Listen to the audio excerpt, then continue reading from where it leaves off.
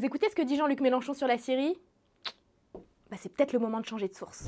En Syrie, la dictature de Bachar al-Assad, c'est fini. Ce sont maintenant des rebelles islamistes issus d'Al-Qaïda qui ont pris la capitale. Mais pour Jean-Luc Mélenchon, ils l'ont pas fait tout seuls. J'ai vu en vidéo de nouveau des rebelles s'avancer armés de pied en cap dans des camions tout neufs qui ont surgi sans doute à la boutique du coin où ils sont allés acheter leurs bazookas, leurs fusils, leurs mitraillettes, leurs camions. Et nous voyons une fois de plus un Américain vendre la mèche, un sénateur, en disant « bah oui, de toute façon, Al-Qaïda a toujours été notre agent d'intervention ». Dans cette vidéo du 29 novembre, où il accuse les Américains d'être derrière les islamistes radicaux, le chef de la France Insoumise cite un sénateur américain. Et nous, on a creusé et on a trouvé de qui il parlait.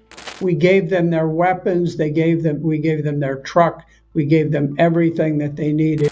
Bon alors lui, c'est pas un expert, c'est Richard Black, un ancien sénateur de l'État de Virginie, rallié à Donald Trump et complotiste. Ça fait des années qu'il propage la désinformation de la Russie et du régime de Bachar al-Assad sur ce qui se passe en Syrie. En fait, il dit que les Américains soutiennent et financent les djihadistes. C'est aussi ce que disait Mélenchon en 2017. Et alors que ça vienne de lui ou de Richard Black, c'est faux. Cette théorie qui prétend que les États-Unis soutiennent secrètement Al-Qaïda, on l'entend chez les complotistes au moins depuis les attentats du 11 septembre 2001. Mais revenons un peu à Richard Black. Cet ancien sénateur américain, il est aussi climato-sceptique, anti-avortement, contre le mariage homosexuel, donc politiquement, tout le contraire de Jean-Luc Mélenchon. Mais alors, pourquoi il le cite? Parce que ça va dans son sens. Le responsable principal du mal, du désordre, des tentatives de guerre civile, c'est l'impérialisme américain. Pour Jean-Luc Mélenchon, la source du mal, c'est donc les États-Unis.